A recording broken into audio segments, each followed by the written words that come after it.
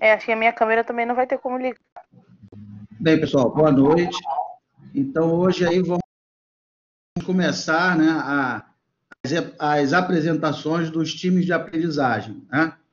Então, hoje vai ser aí a apresentação do time 4 e, conforme nós combinamos, né, o time vai apresentar o conteúdo do capítulo que foi selecionado e nós vamos depois fazer um intervalo e, em seguida, o grupo vai propor uma atividade para os demais da turma, tá? Então, o time 4, a hora que estiver pronto, pode começar. Pode começar, gente? O meu vai ter que Pode. ser só áudio. Tá bom, Então, boa noite. vai lá. Pode? Quando tiver que passar, gente, vocês falam, tá? Só para eu ficar atento. Não tem como eu falar no meio da explicação para passar. Tá, vai, Bento. Pode passar, depois de terminar de explicar o slide, fala, Fulana, pode passar. Aí ela passa. Isso. Ok, pode passar então, porque eu já vou começar na introdução lá. Bonitinho. Isso, a introdução. Tá, aí. Boa noite, meu nome é Bianca. O meu grupo vai falar sobre mecânica dos materiais. As propriedades mecânicas definem o comportamento do material quando sujeito a cargas externas. Sua capacidade de resistir e estabelecer sua utilização dentro dos estáveis de deformação. É importante conhecer as propriedades mecânicas dos materiais para torná-los adequados ao uso. Vamos destacar... Esse é mesmo, obrigada. Vamos destacar que os fatos do ensaio devem ser minuciosamente considerados. A origem do carregamento aplicado, a duração de aplicação, as condições que representam o meio, como a temperatura e a umidade. A carga pode ser aplicada comprimida, como ensaio de compressão, como ensaio de tração, flexionando, ensaio de flexão, cortando, como ensaio de cisalhamento, ou torcendo, como ensaio de torção. Esses exemplos podem ser aplicados de forma constante ou variada ao longo do tempo. Atualmente, o controle de qualidade precisa começar pela matéria-prima e deve ocorrer durante todo o processo de produção, com inspeções e ensaios finais, que compreendem testes, cálculos gráficos e consultas de tabelas com normas técnicas para simular os esforços do material, que sejam os esforços que vão sofrer condições de uso, chegando ao limite extremo de solicitação. Os mais comuns são tração, compressão, cisalhamento, flexão, como os citados acima. Pode passar, amor. Eu também, passa. Nós temos como objetivo no nosso trabalho... desculpa. Não. Temos como objetivo no nosso trabalho explicar o estudo básico dos materiais e as classificações relacionadas às propriedades, como a tensão e deformação de um material, analisar e comparar o comportamento mecânico das suas relações, como dureza, ductilidade, tenacidade, resiliência, fluência e fadiga. Esses serão os temas do nosso trabalho.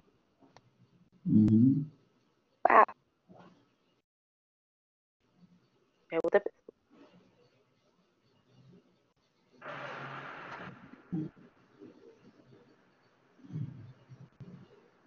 Vai, gente. Oi, quem é agora?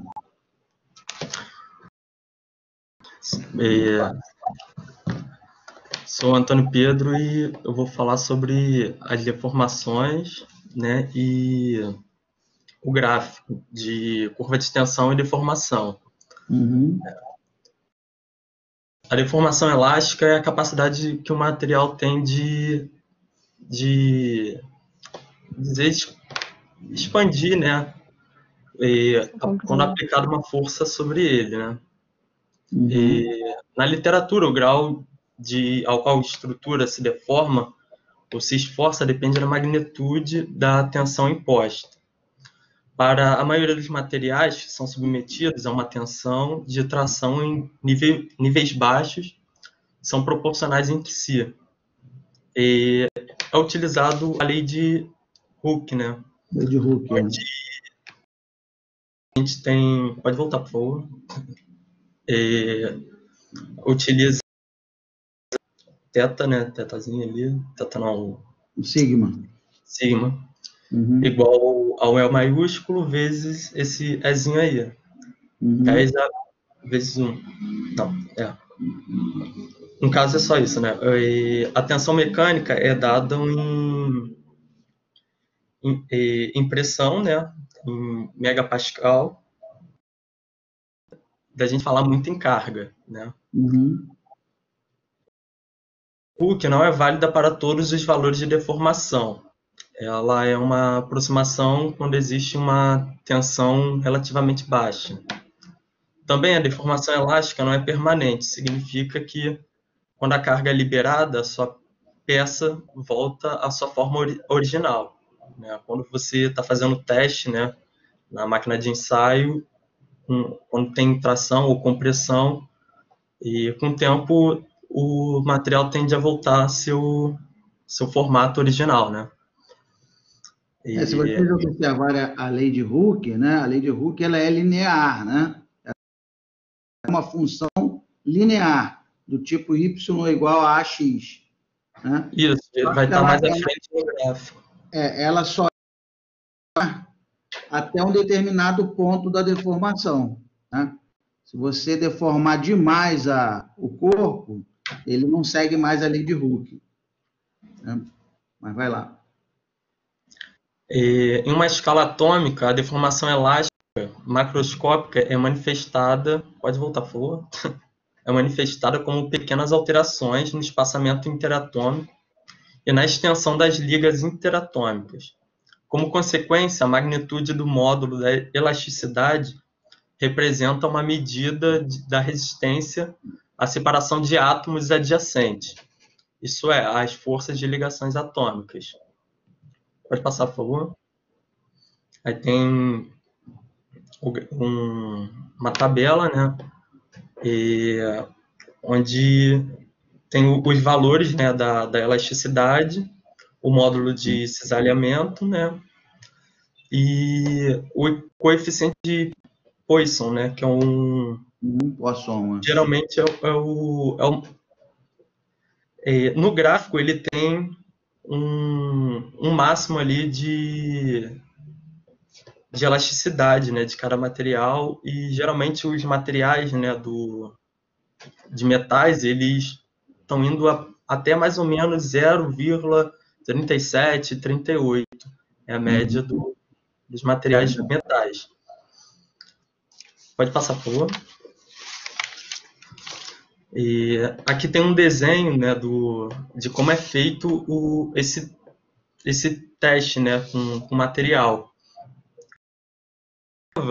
Né, como está marcado aí no segundo desenho, no meio, ele é um desenho em paralelepípedo, mais ou menos, né, onde ele é preso a dois suportes, onde é feita uma tração ou compressão. Com o tempo que vai sendo...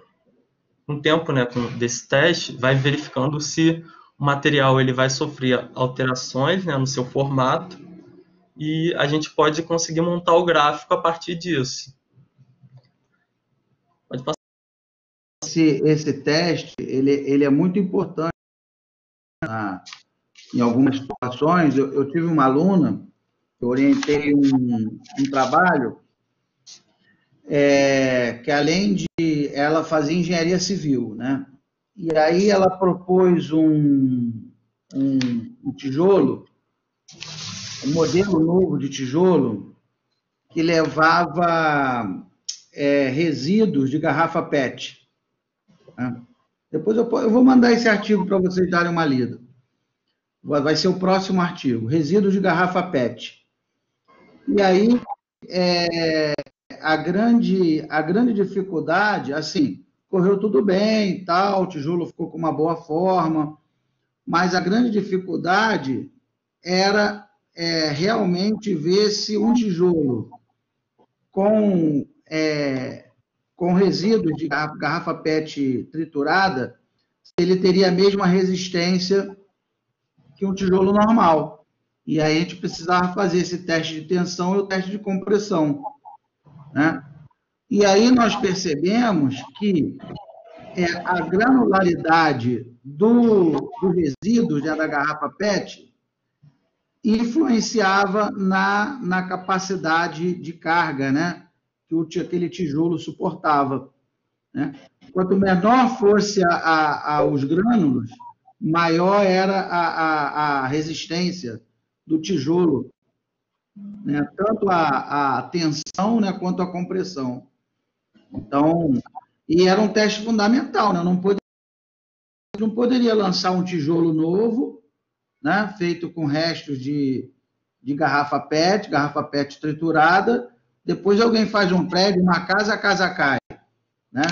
Então, inclusive, isso nós fizemos um artigo, né, dando a ideia do tijolo, mas depois tivemos que fazer outros ensaios para ver se ele teria a resistência necessária para realmente ser aplicado na construção civil.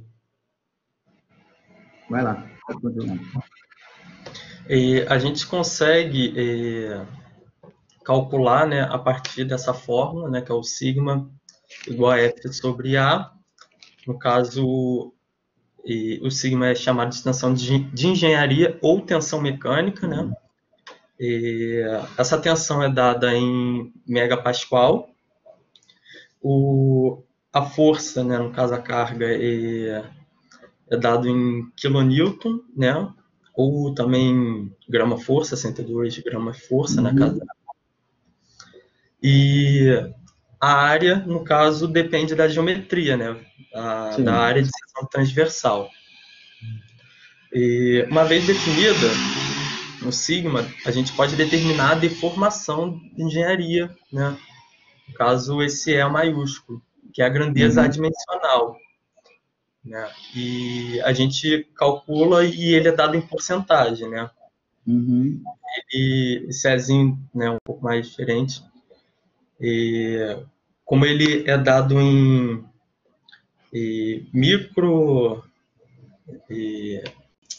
micrometros, né? Ele acaba sendo adimensional. A variação desse comprimento, pode voltar, por favor. A variação desse comprimento está descrita por uma tração. Para uma compressão, a gente pode adotar o seu módulo, né, para ele não dar negativo. Sim. Pode passar, por favor. Essas máquinas de ensaio, eles podem exercer tanto uma tração, né, à medida que a carga aumenta, também aumenta a deformação, como eu já falei no início do trabalho.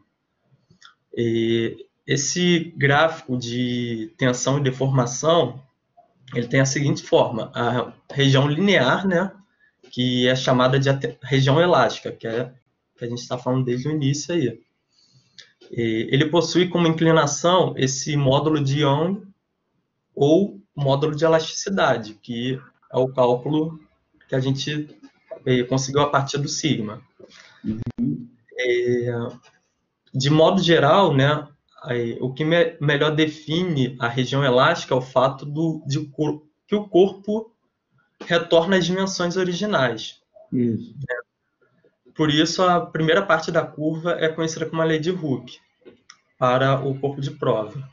Quanto mais elástico o corpo for, maior é a capacidade dele de voltar às suas dimensões originais. Tá? Se o corpo ele tem pouca elasticidade, eu comprimo o corpo, o que acontece? Ele volta, mas não volta tudo, a sua situação inicial, não volta ao seu L0. E a mesma coisa quando eu estico, né? Se eu traciono o corpo, né, eu tenho 1 metro, eu estico, ele fica com 1,5 metros. Quando eu largo o corpo, ele volta, se ele tiver uma boa elasticidade, ele vai voltar a ter 1 metro. Né? Então, quanto melhor a elasticidade do corpo, maior a sua capacidade de voltar ao seu tamanho original. A partir dessa determinada tensão, né, chamada de tensão limite de esgotamento, ele muda, né, acaba passando a ter uma deformação plástica. Isso. Né? Esse módulo de Young, ele é importante para o processo de moldagem, né, em que os materiais metálicos, né, ele é usado em laminação, usinagem, extrução, porque a gente sabe, né, basicamente os materiais que o limite dele de esticar, né, e voltar ao seu formato original. Então a gente precisa saber isso para poder utilizar nessa fabricação, né, de certos materiais. Para efeitos práticos, o limite de escoamento é o valor que mais se aproxima do limite proporcional, que é a fronteira entre os comportamentos. Pode passar, por favor.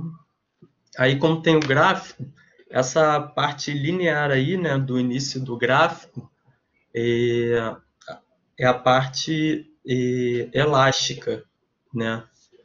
Que é até onde no limite de esgotamento, é até onde ele consegue manter o seu formato e depois retornar a seu formato original. Depois disso, quanto mais você comprime ou estica, né, ele acaba saindo do seu formato, você acaba deformando ele. Por isso, o formato gráfico ele acaba sendo alterado. E no final aí, né, do gráfico, a gente tem a ruptura, que é o máximo, né, que ele chega para onde o material ele acaba sendo quebrado, né, a gente pode dizer assim. Aí, do limite de esgotamento para frente, acaba sendo uma deformação plástica. Esse limite de resistência, né, como eu falei, é o valor máximo, né, para produzir a deformação. Após isso, ocorre a ruptura ou falha. Isso é um ponto importante, né, que delimita o quanto o material possui resistência.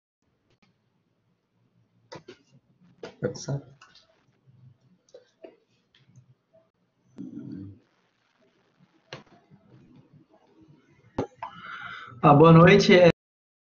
Me vê aí, professor? Me ouvi também? Estou ouvindo perfeitamente. Tá, boa noite. Meu nome é Gabriel Fernandes. A minha parte do trabalho aqui eu vou falar sobre dureza e ductilidade, né?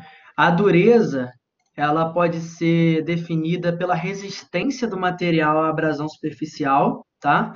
Basicamente, a resistência de um material a uma deformação plástica localizada. É proporcionalmente ao módulo de Young, que o Pedro Antônio estava falando, Antônio Pedro, né? E aí tem um gráfico aqui do lado que pode comprovar isso. Na verdade, a gente temos 4 tipos de formas de medir a dureza, que pode ser a Rockwell, a Brinell, a Knupp e a Vickers, que eu vou falar daqui a pouco. E uma delas a gente utilizou aqui nesse gráfico para a gente fazer essa comparação com o modo de Young. Então, eles são proporcionalmente, né, iguais, né? Então, quanto maior o módulo de Young, que a gente percebe aqui, por exemplo, no diamante, que é a primeira fileira aqui, que dá 1000, a dureza ela dá 84, que é a Vickers, né? O módulo de Young, menor a dureza. É só para fazer a comparação, dizendo que eles estão em paralelo, né? Pode passar, Raquel, por favor. E aí, como eu estava falando que existem 4 tipos de durezas, a gente botou aqui um exemplo de uma, que é a Knupp, é uma microdureza.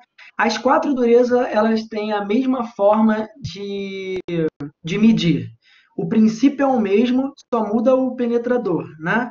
E porque, na verdade, ele vai indentando numa máquina, que eu vou mostrar no próximo slide, mas o princípio é o mesmo. A diferença é a localização que a gente quer do mineral. Por exemplo, a Knupp, ela é usada em uma microdureza, né? E ela é um teste utilizado mais preciso, é feito para quantificar uma dureza numa área muito pequena, tá? Mas o processo ele é o mesmo, ele tem um penetrador que seria em formato de losango. Dá até para ver aqui nessa imagem que a gente botou, tá vendo? Ele vai perfurar ou mineral, ou solo, ou o que for de dureza que ele quer ver. E aí ele vai fazer essa marquinha dentro do solo. Quanto mais macio e mais fundo for essa marca, a gente consegue determinar a dureza. Tem um cálculo evidente por essa máquina, e a gente consegue determinar qual é a dureza. Nesse caso da NUP, a gente tem essa fórmula que basicamente o P é a carga aplicada em quilograma-força sobre o L, que é o comprimento da impressão desse em milímetro ao longo do eixo, tá? Pode passar, Raquel, por favor. Eu entendi que quanto mais macio for, mais ele vai penetrar, né? Exatamente. É proporcional a esse L, né? Exatamente. Quanto maior o L é um denominador e está ao quadrado. Então, quanto maior esse L, quer dizer que menos duro é o material. Sim. Né? Na verdade, menos duro é o material que foi penetrado, né? Não né? Ele vai sendo indentado, né? Até esse penetrador chegar na superfície do metal e fazer essa marca. E a gente consegue dizer que o material ele é mais duro que o outro se ele riscar ou produzir uma marca permanente no outro. Sim. Então, se a gente pegar dois materiais e riscar um ao outro, o mais duro é a marca no outro. Sim. Isso é na prática, né? Isso é tudo prático. Na teoria, a gente vê por fórmula. Deixando claro que essas durezas são medidas relativas, não é nada, tá? E o equipamento utilizado, depois de anos, foram utilizadas técnicas quantitativas para determinar a dureza, através desses 4 tipos de dureza, sendo elas, pode ser a Rockwell, a Brinell, desculpa o nome da palavra, eu não sei de onde na verdade, né? A NUP e a Vickers. Então, esse daqui seria para o Rockwell, é o mais utilizado, tá? O nome disso é um durômetro, é um equipamento que faz esse mecanismo que eu falei de marcar o mineral, para a gente conseguir ver a dureza dele. E ele é muito utilizado, esses ensaios, por 2 grandes motivos. O baixo custo, ele é muito barato, ele não tem dificuldade de ser caro, né? E a fácil manutenção dele e o fácil acesso ao equipamento. Ele não ocupa grande espaço, se quebrar ele é fácil substituir, tá? Não tem nada de dificuldade nele. Então, é muito utilizado nas indústrias.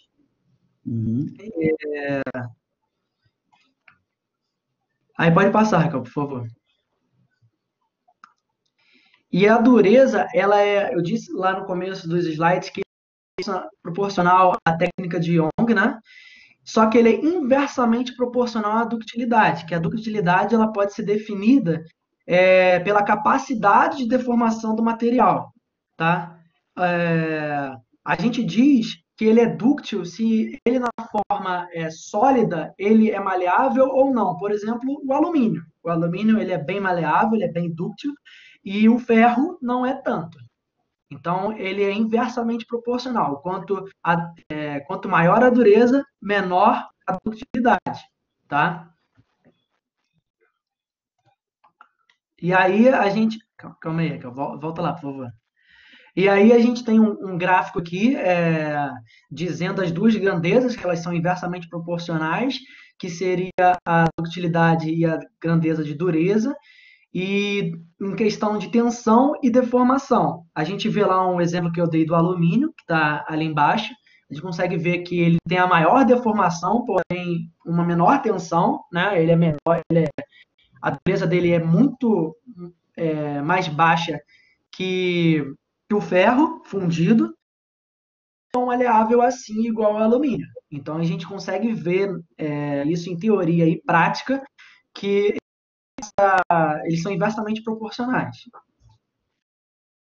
Minha parte acaba aqui, aí o próximo pode já ligar. Obrigado, professor. Obrigado. Vamos lá, tenacidade e resiliência. Quem é agora?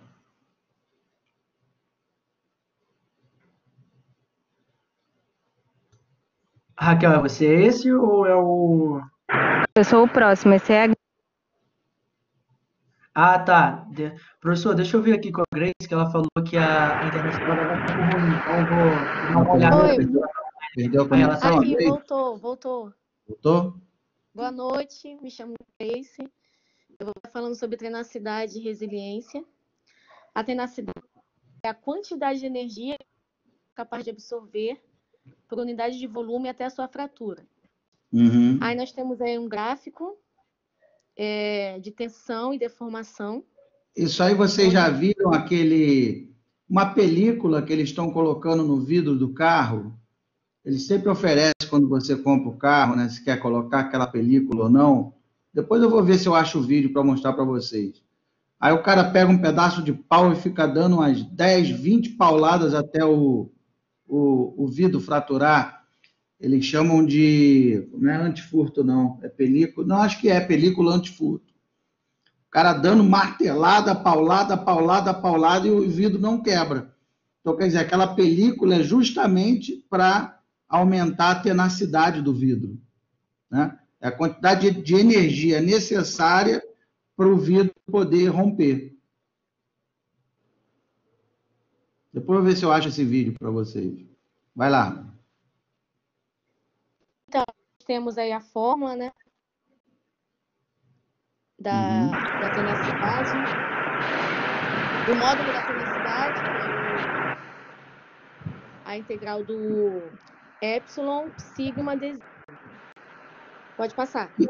E essa área que toda vez que vocês virem uma integral, a integral é uma área, né? Então, é aquela área daquela região daquele gráfico.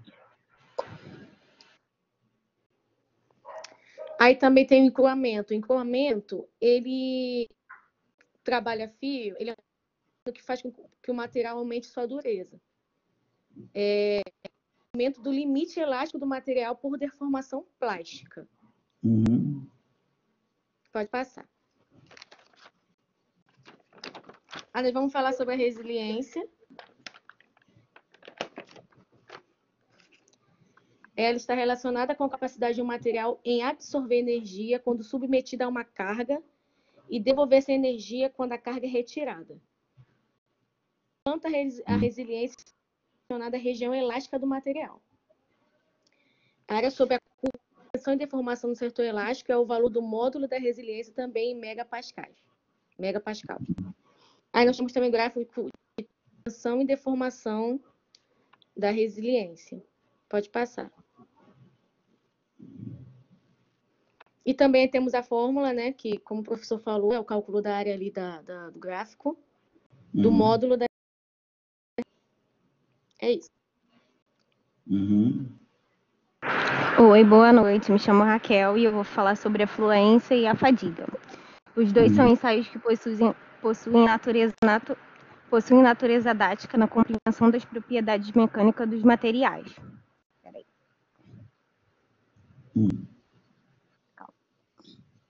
A fluência são os materiais submetidos a variação de temperatura ou trabalho em alta temperatura sob carga que produzem tensão mecânica constante, como podemos ver na imagem. O ensaio da fluência tenta recriar essas condições e avaliar a deformidade do material ao longo do tempo até a sua falha e a sua ruptura. Como podemos ver na imagem, uma carga produz um esforço constante em um corpo de prova e uma curva de deformidade, o E, em termos de tempo, T. Sendo assim, tem uma estrutura que amolece a alta temperatura, logo com o tempo o corpo de prova vai ecoar. A fluência tem 3 estados: primário, secundário e terciário, como podemos ver na imagem também. O estado primário é o encruamento que faz com que o material se torne mais duro. Existe uma resistência à fluência que tende a diminuir. O estágio secundário é a taxa de fluência praticando praticamente se tornando constante, com o incremento competindo com a recuperação. O terciário ocorre uma aceleração da fluência, quando o ensaio tem elevação de carga e de temperatura. Os grãos são reduzidos, o que torna o material mais moldável, aproximando-se a ruptura do corpo. Como podemos ver numericamente, a avaliação da fluência é estabelecida com a experiência do dia a dia. Na fórmula acima, podemos ver que T é a temperatura de ensaio em Kelvin, C é a constante de Larson-Miller e TR é o tempo de ruptura em hora, que é igual a parâmetro constante, formulado segundo observações experimentais de uma curva de tensão e parâmetro. Agora eu vou falar de ensaio de fadiga. O ensaio de fadiga pode se chamar de carga periódica. Esta carga são dinâmica que, ao longo do seu uso material, pode trincar, falhar e até ter ruptura. Fadiga é muito comum em pontos de motores e máquinas de ciclo constante. Podemos usar como exemplo as asas do avião, que a gente atua em condições climáticas de tensão, vibração e temperatura. É necessário que o material seja submetido a tensão e vibração semelhante ao uso, por meio de rupturas em escala das peças, a fim de mapear sinais de fadiga em pontos específicos. Opa, boa noite. Boa noite, me chamo Ramon Souza. E agora chegamos à parte já da conclusão do nosso trabalho. Com base no tema que nós mostramos a vocês, é possível compreender o melhor material para a fabricação do equipamento, de acordo com as suas características, ou diversos ensaios mecânicos que fazemos com o material, como que a gente já mostrou, os ensaios que são feitos. Pode passar os slides para mim, por favor.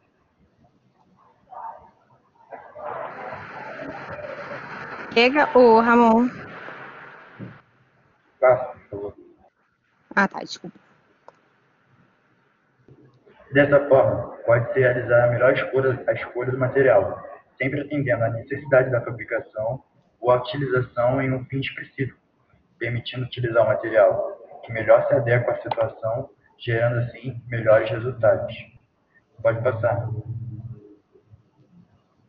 Aqui a gente fala as referências que a gente buscou, né, para fazer essa apresentação. E ainda, professor, não acabou. Vou pedir a Raquel para voltar para o primeiro slide, por favor.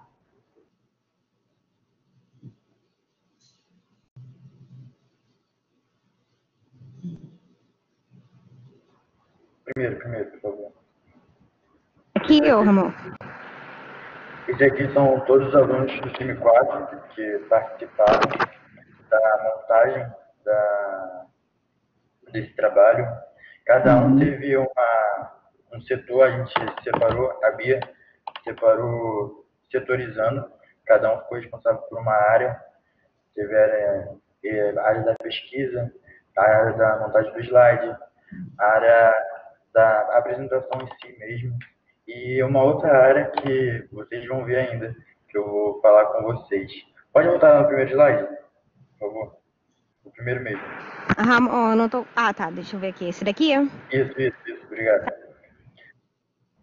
André, pode colocar aí para mim, por favor, no chat. Professor, para a gente poder ter uma melhor dinâmica com todos da sala, a gente pensou em não só ficar falando, não só ficar mostrando para todos os alunos aqui. A gente montou um quiz em cima da nossa apresentação. Eu vou pedir para todos os alunos, se possível, entrarem nesse quiz bem rápido. Ainda a gente tem tempo ainda. Estamos com 56 minutos de apresentação. O professor deu 1 hora. Temos 4 minutos. E eu vou pedir para vocês fazerem esse quiz, que até o final da aula... Veja bem, eu falei 50 minutos da apresentação da aula de vocês. Depois a gente tem mais a atividade. Não tem problema.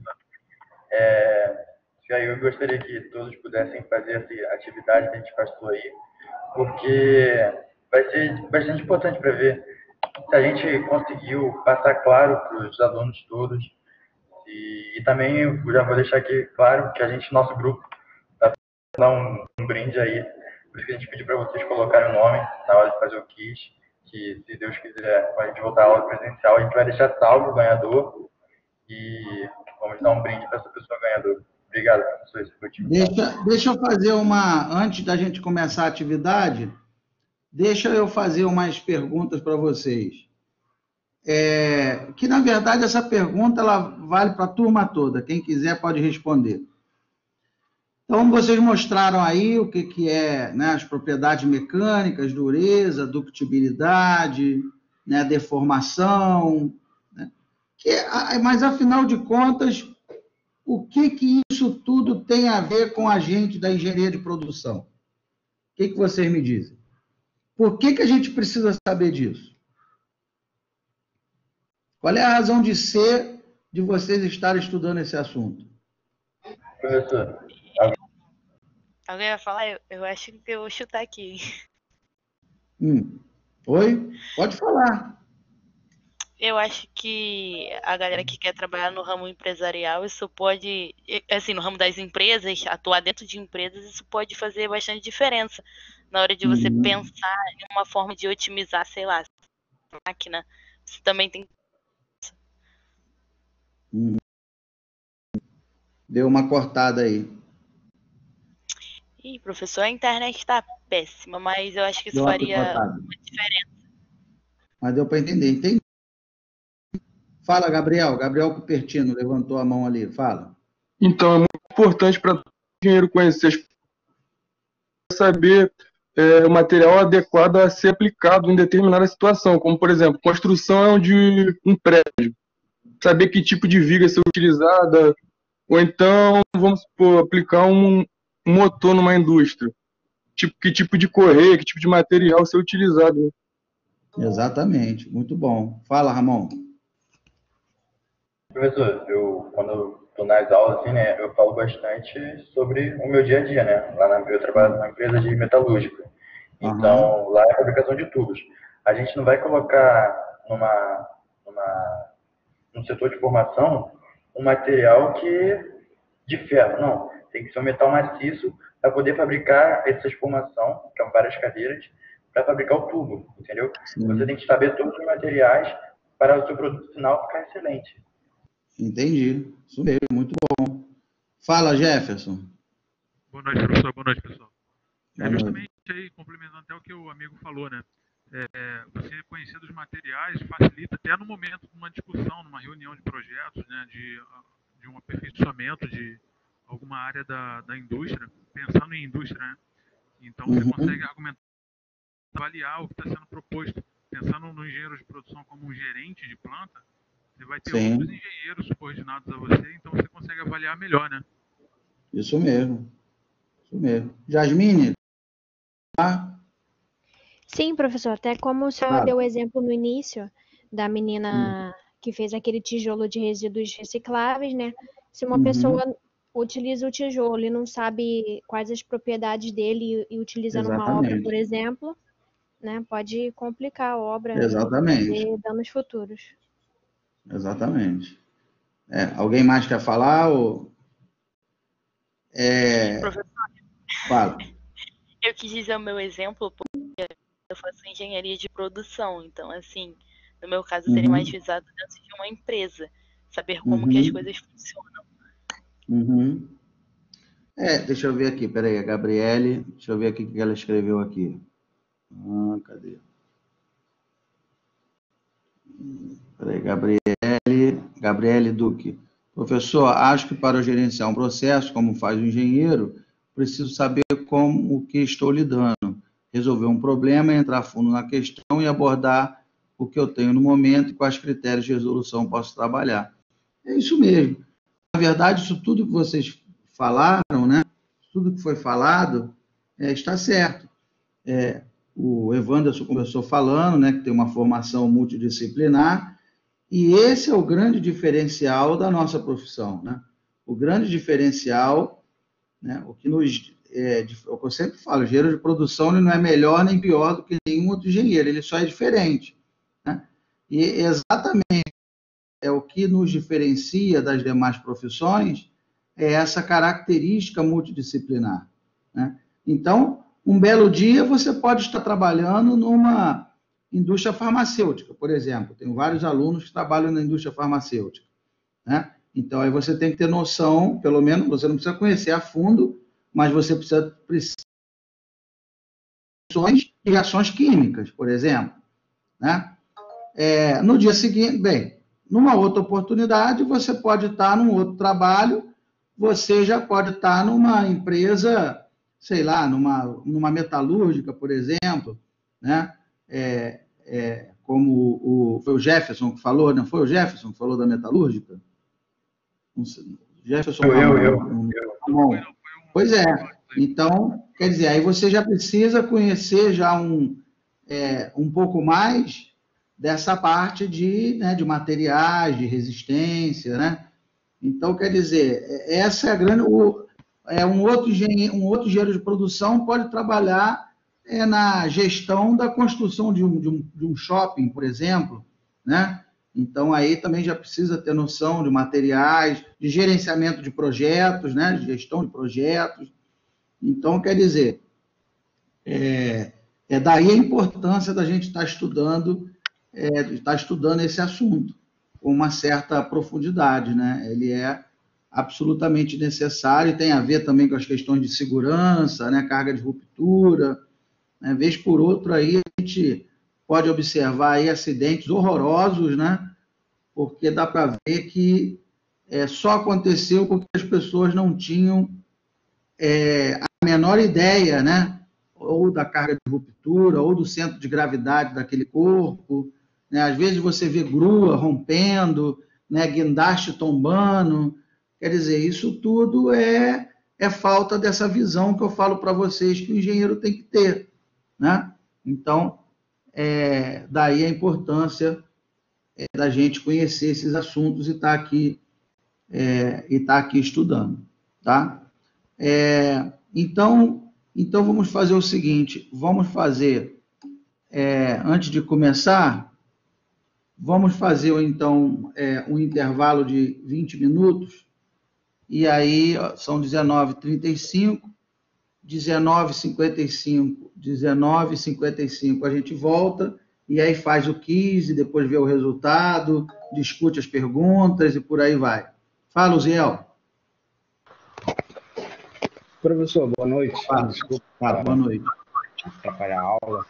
É que tem uma colega aí que está com dificuldade para acessar o link da aula. Eu sem o notebook está na assistência técnica, está quase um mês lá. Já estou tendo uma dor de cabeça com isso. E porque pelo celular, assim, aulas de exatas é bem complicado assistir pelo celular. Então, não tem como fazer um trabalho parecido com esse para recuperar os pontos. E se o senhor não puder não dar as faltas, que eu estou explicando aqui os motivos. Tá, depois a gente combina isso, então. Valeu, professor. Tá, depois a gente combina, tá? Quem mais? Tinha mais alguém que queria falar. Quem era? Jefferson. Fala, Jefferson. Ô, professor, eu estava hospitalizado, cara, nas primeiras aulas aí, então eu acabei não participando, mas eu vi a aula gravada lá, né, que estava no portal, e eu vi que tiveram a separação dos grupos ali. Como eu não participei, eu acabei ficando sem grupo, eu tentei contato com algumas pessoas que eu não consegui também. Só queria saber se ainda estão abertos aí, se teria uma vaga. Vou te falar agora, peraí. Você vai entrar no time 5. Vou botar aqui, ó, 7. Jefferson Santos. Jefferson Santos. Obrigado, então. Pronto, você está no time 5. O pessoal do grupo 5 que estiver na aula aí, se puder, eu vou deixar meu telefone aqui. Aí o time 5 é a Júlia Graciele, Amanda Quintela, Daniel Gomes, Lucas Domingos, Fernanda Nascimento e agora você. Tá? Beleza? Quem mais? Alguém mais aí levantou a mão? Quem for do time 5 aí, me chama aqui no WhatsApp, por favor. Uhum. Tá bom? Então, vamos fazer o nosso intervalo. Então, quando for 37, é quase 19, é 8 horas. Quando for 8 horas, vai fazer o quiz aí que eles propuseram aí como atividade, tá bom? Até já, então. Então, oi, boa noite. Na Ah. volta, então, eu falo. Tá bom. Tá bom, beleza. Tá bom, até já, tia. Até já, tchau.